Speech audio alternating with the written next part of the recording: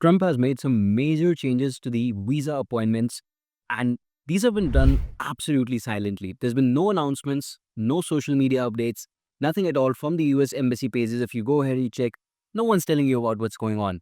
But people are being sent back. Imagine that you're going to a visa appointment, and once you reach there, they tell you that your appointment is invalid.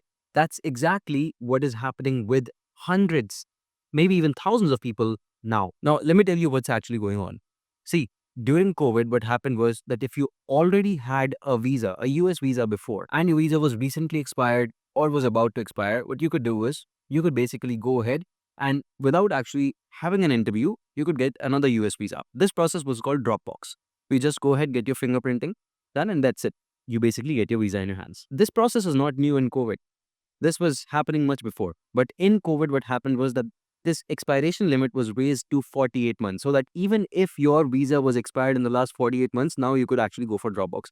The reason this was done was simply to save time, effort, and there was not enough officers in the consulates, and then, visa wait times were increasing. Earlier, this used to be 12 months only. Now, on 10th of February 2025, which is basically just a couple of days back, Trump administration has changed this rule again all of a sudden, and this is now 12 months again instead of 48 months, which was till now 48 only, just 4 days ago. So there was no announcement, no news, nothing else. And even people who actually had their appointments booked went to the embassy and found out that even though they have a legitimate appointment that was available on the US visa website itself, they got no notice, no email, nothing. They reach over there. Some of them came back from the US, flew to India just for this appointment, and then they find out that the appointment is invalid. Of course, the next step was to reach out to the embassy.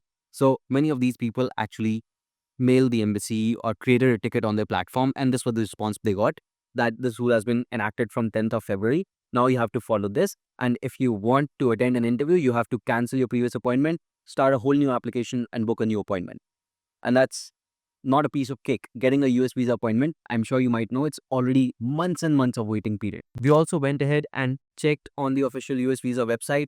Now the rules have changed over there as well, very, very silently, without any announcement. The rule has now been changed from 48 months to 12 months over there as well. What I also want to show you is another screenshot. This is the old US visa portal. If you check on this portal, they say 48 months clearly, and they were even allowing this Dropbox from change of visa classification applicants. So someone from F1 going to H1B was actually able to get this change done without basically paying for an interview, basically by means of Dropbox. In the current one, if you check what's going on right now, and the screenshot has been taken up today from one of our applicants, from one of our clients, you see that they're first off asking for the same visa classification. So this person is going for H1B renewal. So they're asking for H1B only.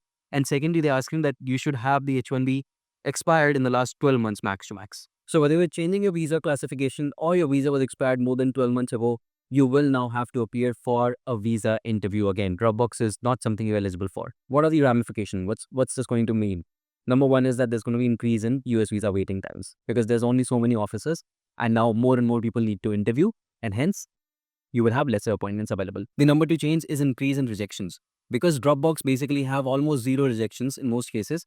What happens over here in interviews is that 1 out of 3, 1 out of 10 people, at least in almost every visa classification, there are rejections. Now, what the reason for the rejection is can be different on different cases, of course. But with that said, rejections will be happening. So what do you do if you're impacted by this and you're no longer eligible for a Dropbox appointment, even if you may have a Dropbox appointment booked? Well, first off, you can connect with the embassy, you can check, but I'm pretty sure they're going to give you the same answer that it's invalid. So what you want to do is you want to cancel your visa appointment. Then you want to start a new application, book a new appointment. Do not pay the MRV fee again. It's been paid once. It should still be the same fee. You should be able to reutilize the fee.